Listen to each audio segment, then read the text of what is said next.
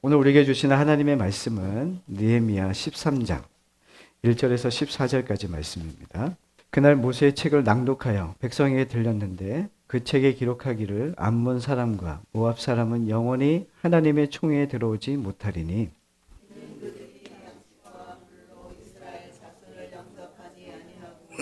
우리가 발람에게 뇌물을 주어 저주하게 하였습니다. 그러나 우리 하나님이 그 저주를 돌이켜 복이 되게 하셨다 하였느니라. 백성이 이 율법을 듣고 곧 섞인 무리를 이스라엘 가운데에서 모두 분리하였느니라. 이전에 우리 하나님의 전에 방언 맡은 제사장 엘리야십이 도비야와 연락 도비아를 위하여 한 큰 방을 만들었으니 그 방은 원래 소재물과 유향과 그릇과 또 레위 사람들과 노래하는 자들과 문지기들에게 11조로 주는 곡물과 새 포도주와 기름과 또 제사장들에게 주는 거제물을 두는 곳이라. 예루살렘에 있지 아니하였습니다. 바벨론 왕 아스가스와 32년에 내가 왕에게 나아갔다가 며칠 후에 왕에게 말미를 청하고 예루살렘에 이르러서야 엘리야십이 도비아를 위하여 하나님의 전 뜰에 방을 만든 악한 일을 안지라. 내가 심히 근심하여 도비아의 세간을 그 방 밖으로서 다 내어 명령하여 그 방을 정결하게 하고 하나님의 전의 그릇과 소재물과 유황을 다시 그리로 들여 놓았느니라.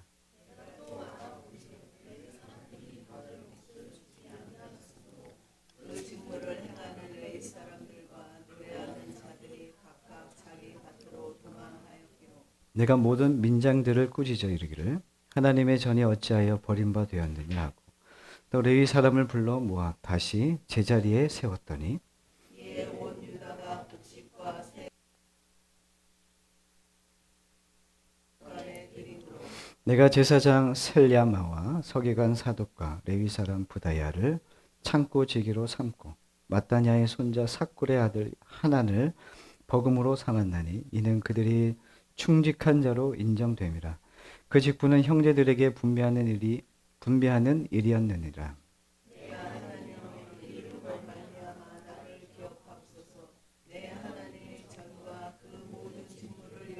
내가 행한 선한 일을 도말하지 마옵소서. 아멘. 자, 보이는 회복, 보이지 않는 회복이라는 주제로 말씀을 전합니다. 우리는 신앙생활을 하면서도 자주 넘어집니다. 은혜를 받았는데 오래가지 못하고 결단했는데 며칠 지나지 않아 다시 예전의 자리로 돌아가 버리는 일들이 우리에게 허다하게 일어나죠. 왜 그럴까요? 믿음이 없어서일까요? 은혜가 부족해서일까요? 느헤미야서는 12장에서 성벽 봉헌과 함께 큰 기쁨으로 끝나는 듯 보였습니다. 찬양 소리가 멀리까지 울려 퍼지고 눈에 보이는 회복은 정말 완성된 것처럼 보였거든요. 그러나 성경은 거기서 멈추지 않고 12장에 이어서 13장으로 이어집니다. 마치 해피엔딩 뒤에 다시 현실이 시작되는 장면과 같습니다.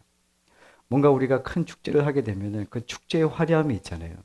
그 축제의 화려함이 끝나고 난 다음에 현실로 딱 돌아왔더니 변한 것 하나 없는 삶의 자리, 늘 문제와 어려움 투성인 그 삶의 자리로 계속 다시 돌아온 것 같은 생각이 든 것이죠.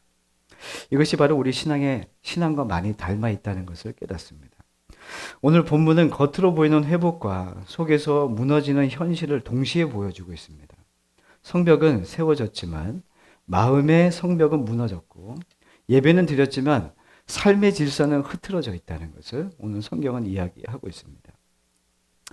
인간은 자주 넘어집니다.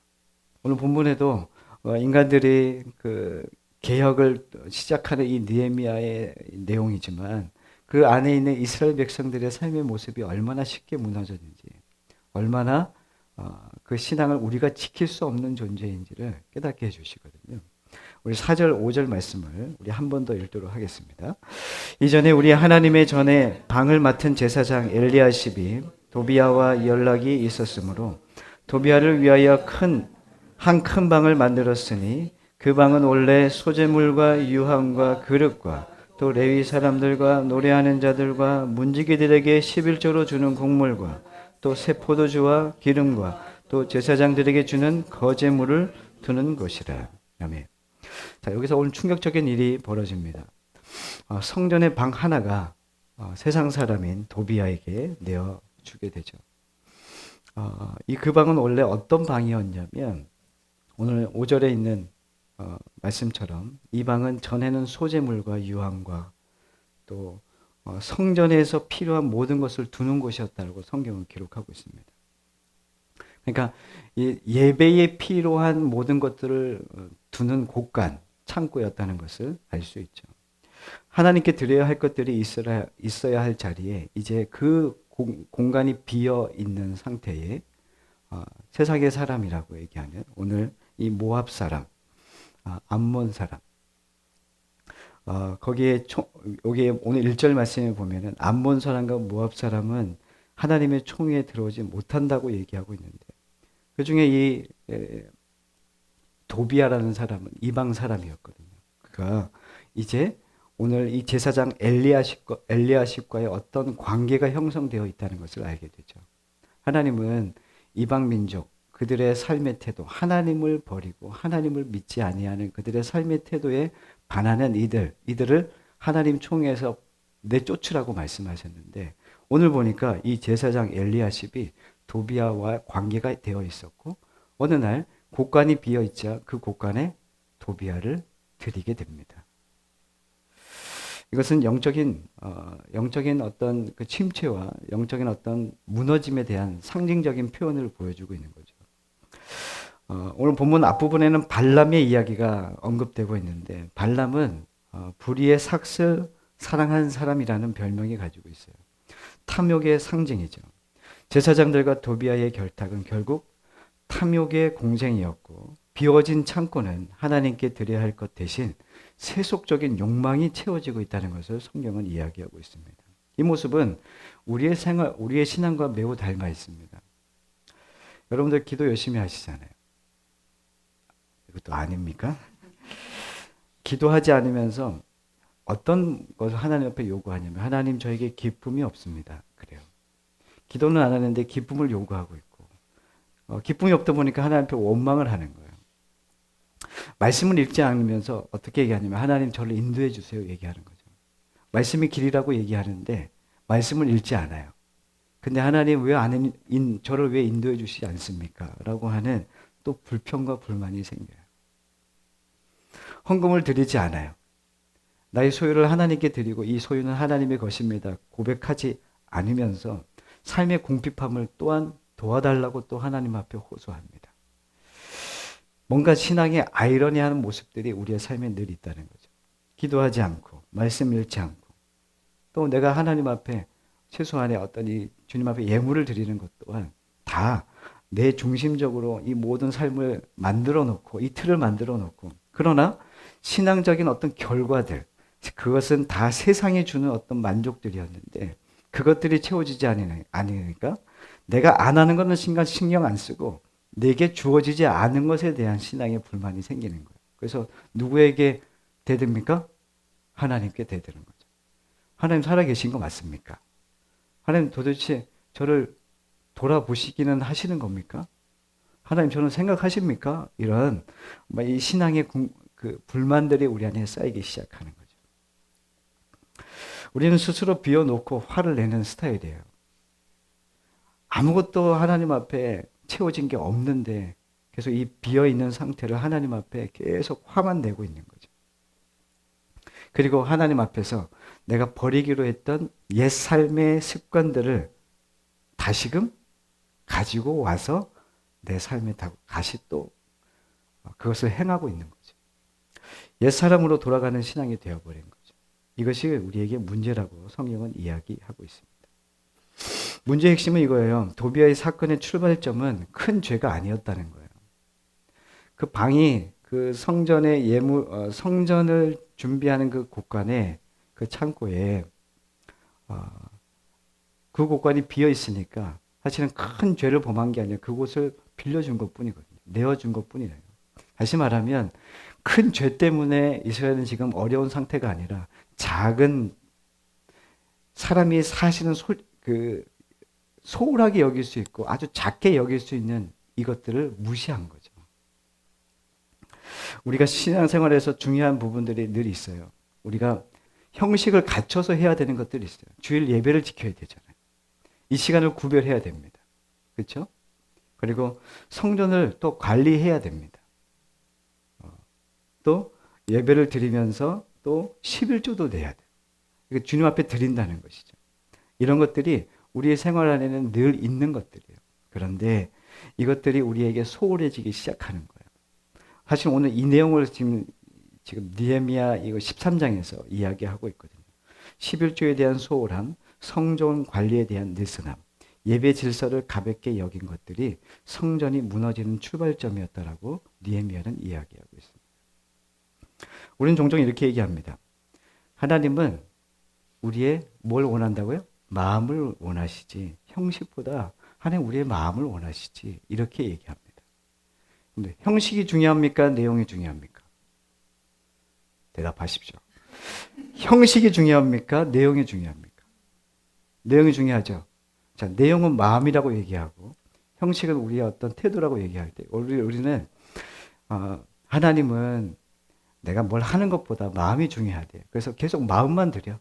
하나님, 저 오늘 골프 치러 가는데 주님, 저희 마음은 지금 교회에 있습니다. 하나님, 제 마음은 주님을 향하고 있습니다.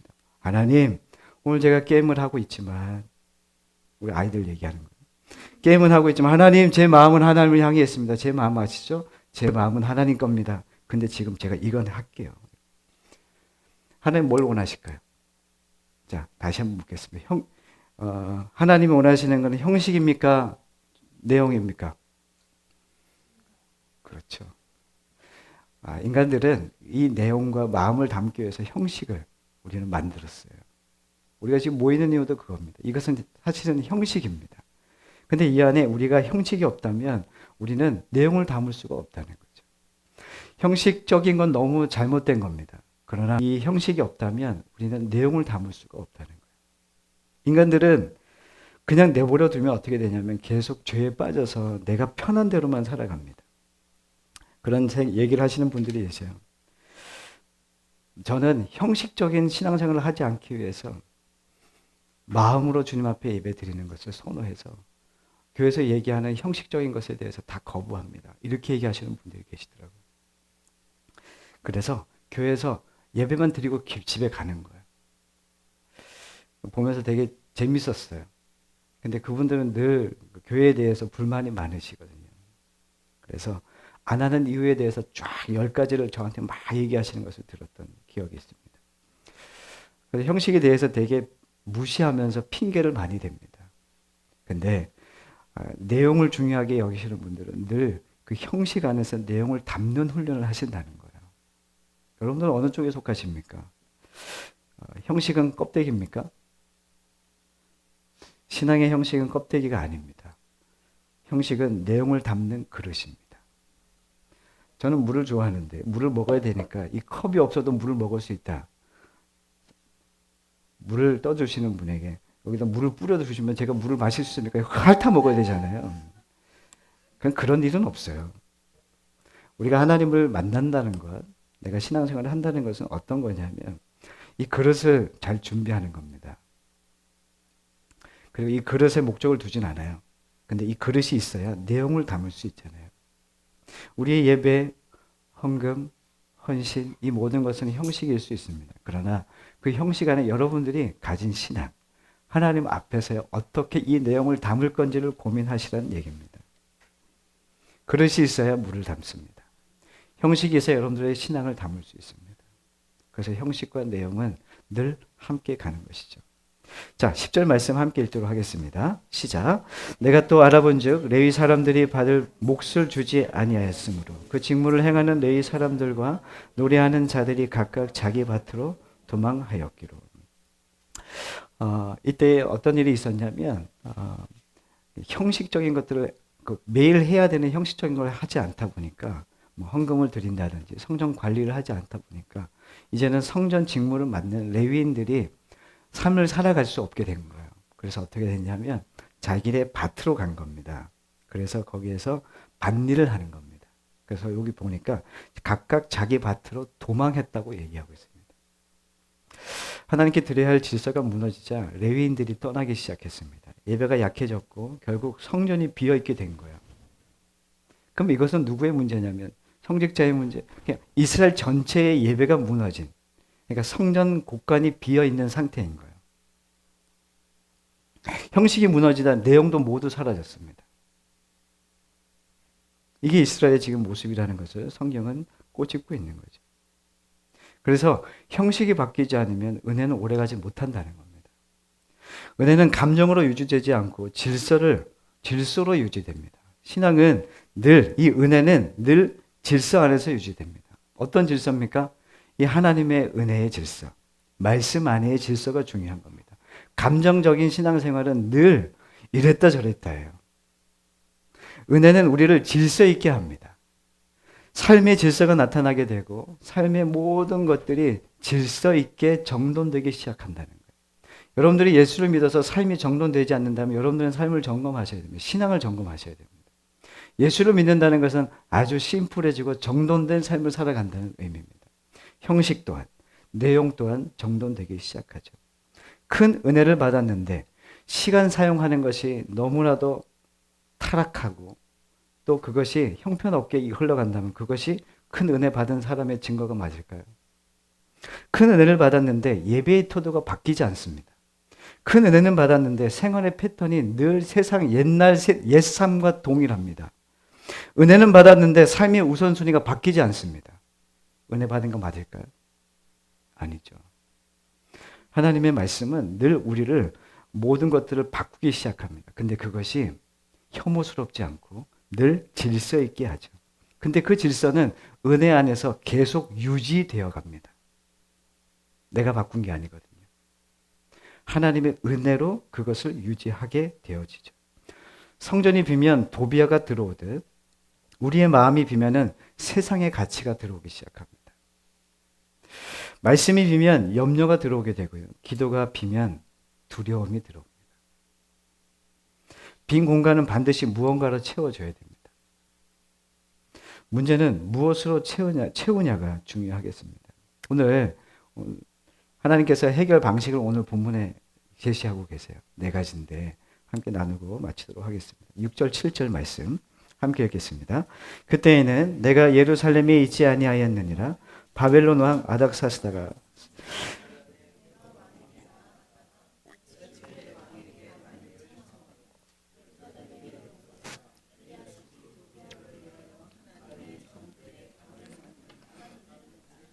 아멘. 자, 오늘 말씀에서 6절 7절에 뭘 얘기하냐면 그때 누가 여기 없었냐면 느헤미야가 없었습니다. 자, 느헤미야 1장에 보면은 아닥사스다 왕 제20년입니다. 느헤미야의 이 성전 그러니까 귀하는 성벽 재건의 시작은 아닥사스다 왕 20년이었습니다. 제위 20년. 그리고 지금 오늘 말씀을 보니까 30 몇 년입니까? 32년에 내가 왕에게로 나아갔습니다. 거기서 떠나 있다가 다시 가게 되는데 12년의 시간이 흐른 겁니다. 그래서 다시 아닥사스다 왕에 갔는데 지금 느헤미야가 예루살렘에 없는 시기입니다. 그때 일어난 일에 대해서 지금 이야기하는 것이죠. 중요한 건 뭐냐면 여기 성경에서 얘기하고 싶은 거는 지금 느헤미야가 없었다는 거예요. 그가 근데 다시 돌아오자 다시 이것이 회복되기 시작합니다. 인간이 그것을 개혁한다는 의미가 아니에요. 늘 하나님은 중보자를 세우시거든요. 이 시대에도 하나님의 중보자가 필요해요. 하나님의 사람으로서 꼭 있어야 되는 곳이 있어요. 그리스도인들은 늘 여러분들이 보내어진 그 자리가 하나님이 두신 자리인데 그곳에서 뭘 해야 되냐면 이 느헤미야와 같이 개혁을 이루어가는 겁니다. 그것은 하나님의 말씀이 우리를 통해서 실현되는 것을 의미합니다. 어느 집에 거울이 하나 있었는데 그 거울은 항상 벽에 걸려만 있던 거예요. 집주인은 매일 그 거울 앞을 지나는데 한 번도 거울을 쳐다보지 않아요. 옆에 있는 사람이 나에게 얘기합니다. 그 얘기. 당신 얼굴에 뭐 묻었어? 아이, 알아. 근데 거울은 지나가는데 한 번도 자신의 얼굴을 들여본 적이 없는 거예요. 결국에는 묻어있는 걸 모르고 계속 삶을 지낸 거죠. 친구가 와서 다시 한번 또 얘기하는 거예요. 얼굴에 뭐 묻었어? 아, 그래? 그래서 거울 앞에 딱 섰습니다. 그랬더니 진짜 묻어 있는 거죠. 거울이 있는 게 중요한 게 아니라 거울 앞에 뭐 해야 되냐면 멈춰야 되는 거예요. 그래서 세상 살아가는 우리들이 어떤 사람이냐면 사실은 거울이 되어줘야 돼요. 중보자는 그런 역할입니다. 그리스도인들은 세상 앞에 서서 우리가 그리스도의 말씀으로 세상 사람들이 살아가고 있는 이 세상의 원리가 그렇게 단단하지 않고 그것이 얼마나 허망한 것인지를 우리를 통해서 깨닫게 되는 것이죠. 그래서 우리는 그곳에 있어야 됩니다. 그래서 사람들이 우리 앞에서 멈추게 되는 거죠. 반대로 생각하면 이겁니다. 우리 또한 세상에 나아가서 그리스도라고 하는 그분의 멈춰 선 적이 있는가를 보셔야 돼요. 우리의 중보자는 예수님이십니다. 예수님 앞에 여러분들 멈춰 서십니까? 멈추는 시간이 필요해요. 계속 지나가면 안 돼요. 너무 분주한 분들이 계세요. 삶에 대한 분주함, 인생에 대한 그 분주함 속에서 공백의 여백이 없으면 안 됩니다. 여백을 꼭 만드십시오. 그리고 그 거울 되시는 중보자 되시는 예수님 앞에 멈춰 서시는 시간들이 여러분들에게 매일의 삶에 있기를 간절히 소망합니다. 두 번째는 뭐냐면 8절 9절인데요. 우리 8절 9절 말씀을 한 번 더 읽도록 하겠습니다. 내가 심히 근심하여 도비아의 세간을 그 방 밖으로 다 내어 던지고 명령하여 그 방을 정결하게 하고 하나님의 전에 그릇과 소재물과 유황을 다시 그리로 들여 놓았느니라. 오늘 8절 9절 말씀은 그 내용을 본래대로 회복하시는 내용이에요. 자, 더러운 것을 먼저 치우셨습니다. 치우게 하셨습니다. 거룩은 채우기 전에 먼저 비워내는 작업이 필요함을 이야기하고 있습니다.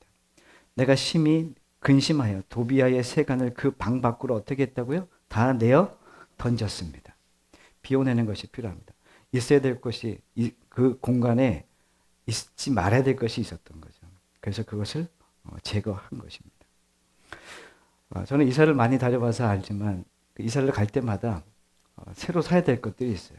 근데 사람이 손때가 묻어 있으면 이것을 계속 가지고 있고 싶어요. 그 누가 잘하냐면은 우리 여성분들 잘하잖아요. 못 버리는 스타일. 여러분들의 가정에는 누가 못 버리는 스타일입니까? 집사님은 잘 버리세요. 잘 버리시고. 꼭 있어요. 꼭 못 버리는 분들이 있어요. 새로 사야 되는데 만약에 뭘 이게 큰 물건이 있어요, 집에. 근데 이건 다 낡아서 이제 버려야 되는데 못 버려. 그럼 새로 사긴 했어. 주문은 했어. 주문을 했는데 이걸 또 못 버리고 있어. 그럼 누가 짜증내는 거예요? 배우자가 짜증을 내는 거예요. 아니, 샀는데 왜 안 버리냐고. 이렇게 얘기하는 거죠. 그러면 이거 두 개 다 갖고 살 수 있습니까? 없습니까? 그럼 이건 새 집이 아니잖아요. 그래서 이 헌 물건을 낡았고 이제 쓸 수 없는 이것을 어떻게 해야 되냐? 버려야 되는 거예요. 비워내야 되겠죠. 그래서 신앙생활이 그런 거예요. 주님이신 그 영원하신 그 생명이신 그분이 우리의 삶에 오시려면 캐캐 묵은 옛날의 옛 삶은 버려야 되는 거예요. 내가 주인이었던 옛 삶이 얼마나 허망했는지 알면은 이것은 가감하게 버릴 필요가 있죠. 비워내야죠. 그래야 주님이 오셔서 우리의 삶을 주관하시고 이끌어 가시죠. 하나님은 우리 안에 새 은혜를 부어주시기 전에 먼저 이 도비아를 내쫓는 일이 필요함을 아셨죠. 그래서 그가 가진 모든 것을 바깥에 던집니다. 이것을 9절에는 그 방을 정결하게 하고라고 하는 표현으로 얘기하고 있습니다. 정결하게 하는 것입니다. 회복은 채우기 전에 먼저 시작되어야 되는 것은 비워내는 것입니다. 여러분들 삶을 한번 보십시오. 여러분들 주님의 은혜를 사모하신다면 여러분들의 삶에 잘못된 하나님이 기뻐하지 않는 것들에 대해서 비워내십시오. 자, 옆에 있는 분들에게 얼굴 바라보지 마시고 손 잡으시면서 비워내, 좋은 말 할 때 이렇게 인사하겠습니다. 시작. 자, 매우 필요한 겁니다. 자, 세 번째는 뭐냐면 형식을 본래대로 회복하심인데 11절 말씀입니다. 우리 함께 읽겠습니다. 내가 모든 민장들을 꾸짖어 이르시기를 하나님이 전이 어찌하여 버림바 되었느냐 하고 곧 레위 사람을 불러 모아 다시 제자리에 세웠더니 11조와 성전을 이거 세워가는 일에 그 모든 것들이 공급되지 않다 보니까 레위인들이 떠나갔어요. 그래서 가장 먼저 한 게 뭐냐면 도비아의 물건들을 내어 던지고 그 다음에 형식을 다시금 세워가는데 레위 사람들을 불러 모아서 다시 제자리에 세웠다라고 하는 11절의 내용입니다. 하나님은 감정만 회복시키지 않고 구조와 질서도 회복시키시는 분이십니다. 개혁은 감정이 아닙니다. 시스템입니다. 시스템. 하나님의 말씀의 시스템이에요. 하나님 나라의 법이죠. 예, 말씀으로 회복하시는 거예요. 세상에 법이 있듯이 하나님 나라에도 말씀의 법이 있는 거예요. 하나님의 말씀이 우리를 살리시고 그것으로 우리를 회복해 하시는 것입니다. 아침에 일어나기 힘든 사람들이 뭘 켜놓냐면 알람을 켜놓잖아요. 알람을 켜놓아요. 의지가 가는 사람은 어떤 생각을 하냐면 나 이제 알람 필요 없어. 그러면서 이제 알람 필요 없어. 나는 그 시간에 일어날 거야. 그러면서 탁 잡니다. 근데 알람 소리를 못 듣다 보니까 계속 그 시간을 넘겨서 일어나는 거예요. 지각을 하게 되는 거죠. 아침 출근도 지각하게 되고. 결국엔 뭐 합니까? 다시 알람을 가지고 와서 켜는 거예요.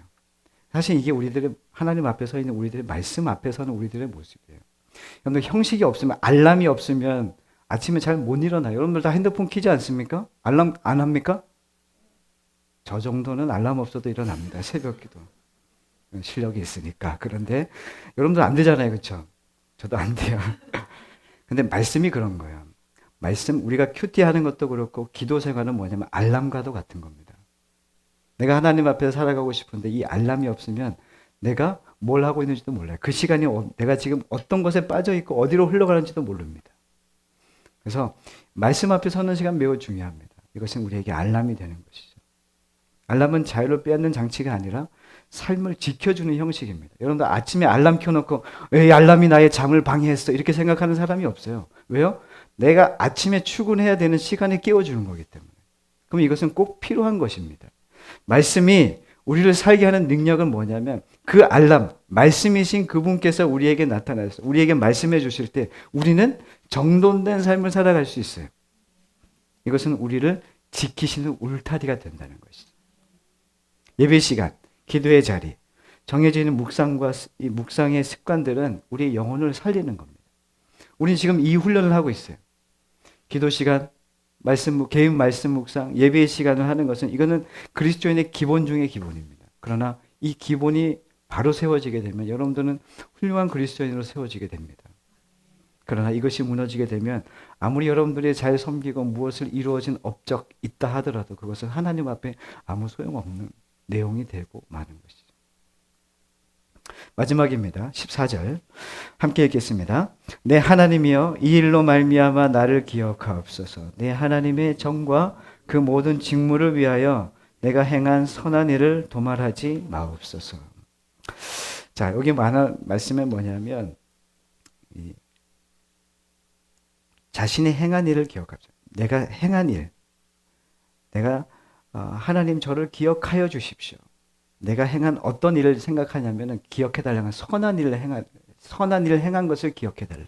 히브리 성경에 보면은 여기에 보면은 이 본문의 원어로 보면은 이 선한 일을 뭐라고 얘기하냐면 헤세드라고 얘기합니다. 헤세드가 뭐냐면 하나님께서 우리에게 하나님은 인간의 완전함이 아니라 당신의 사랑과 충성으로 기억하신다. 이게 하나님의 언약적인 사랑이 헤세드거든요.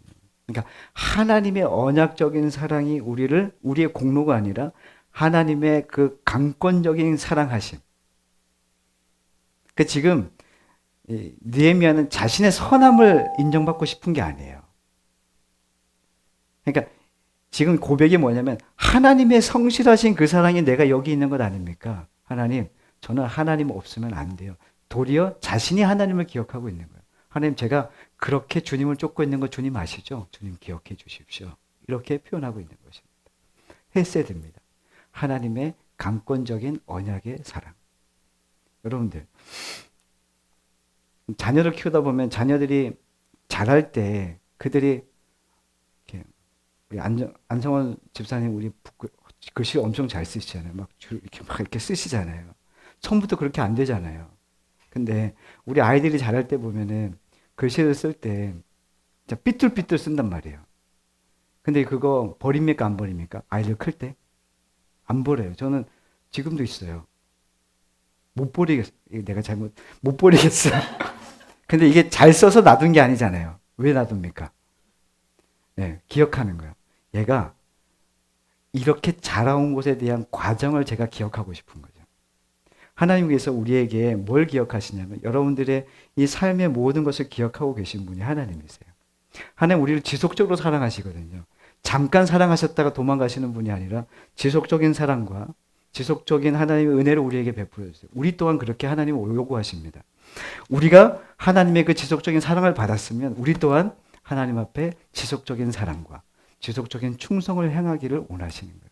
그것은 우리를 억압하려고 하는 게 아니라 사랑의 관계를 맺어가 하나님 안에서 참된 언약, 하나님의 이 헤세드를 누리게 하시기 위함이라는 거예요. 우리는 하나님께 드릴 게 없어요, 사실은. 다 공급받은 거예요. 하나님이 주신 걸 여러분들은 누리고 있는 것이죠. 그것을 기억하라.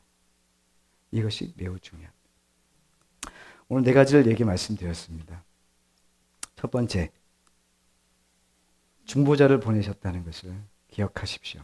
그리고 내용을 본래대로 회복하셨다는 것을 기억하시고 형식을 또한 회복하셨음을 기억하십시오. 근데 그 모든 것이 하나님의 헤세드, 하나님의 언약적인 사랑 안에서 이루어졌음을 여러분들이 기억하시기를 간절히 원합니다.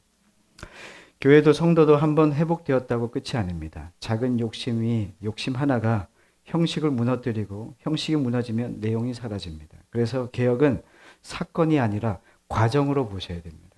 회복은 거창한 데서 시작되지 않습니다. 자, 예배 시간을 잘 지키십시오. 정해진 시간 기도의 자리를 만드십시오. 말씀을 읽는 습관을 들이십시오. 주님 앞에 반드시 드려야 할 것을 드리는 순종을 행하십시오. 작은 형식들이 큰 신앙을 만들어 갑니다. 작은 순종이 큰 회복을 만든다는 것을 여러분들이 잊지 않으시기를 간절히 소망합니다. 우리가 금방 넘어지는 이유는 은혜가 부족해서가 아니라 은혜를 담는 형식을 오래 지키지 못하기 때문에 그렇습니다. 내용과 형식은 함께 갑니다. 마음과 행동은 함께 갑니다. 은혜와 순종은 늘 함께 갑니다. 하나님은 우리의 중심을 보시지만 그 중심은 반드시 삶의 형식으로 드러나게 되어 있습니다. 보이는 성벽보다 보이지 않는 질서가 더 중요했던 것을 느헤미야가 가르치지 않았습니까? 개혁된 교회는 완성된 교회가 아니라 계속 개혁되어지고 계속 지속적으로 주님 앞에 세워져 가는 교회. 이것이 하나님이 원하시는 교회인 줄 믿습니다. 넘어질 수 있으나 다시 일어날 수 있는 공동체. 형식과 내용을 함께 세워가는 공동체가 하나님의 나라에 소망이 있는 교회인 줄 믿습니다. 오늘 우리의 작은 순종과 작은 질서가 무너지지 않는 신앙의 기초가 되기를 소망합니다. 보이는 회복을 넘어서 보이지 않는 회복이 우리 삶 가운데 깊이 자리하기를 축원합니다.